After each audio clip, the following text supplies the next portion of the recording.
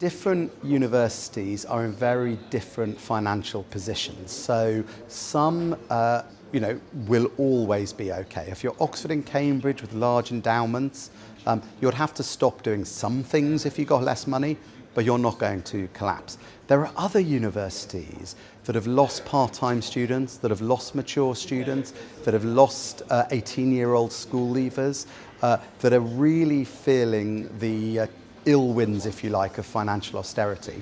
And I worry about that, because if any university falls over, it will leave the town or city they're in deprived. I think we have some real challenges in terms of our finances at the moment. There's a myth going around that all universities are bloated institutions sitting on piles of cash like dragons, and of course many of us are not.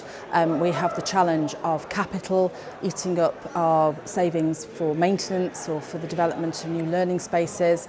We have the expectations of students and employers who want to work with us in different ways, and we need to have the space to do that.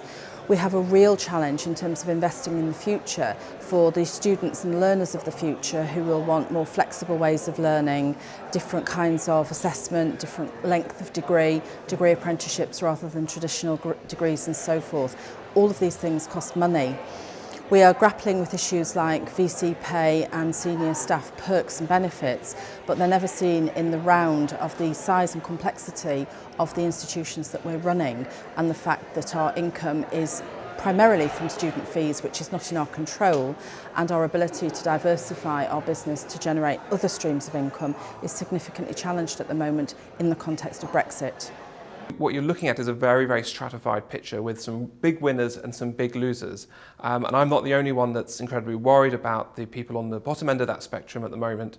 Those institutions are facing some very, very stark financial numbers at the moment, and very small changes in policy, funding, regulation, those kind of things could tip them into real disaster territory. There'll be less support for local employers, there'll be less skills being provided to local companies, there'll be less investment in the community by students and staff in the city. So there's a huge range of different financial positions out there, and it would be really significant and worrying if any university fell over. So I think everyone is tightening their belts or preparing for some greater austerity.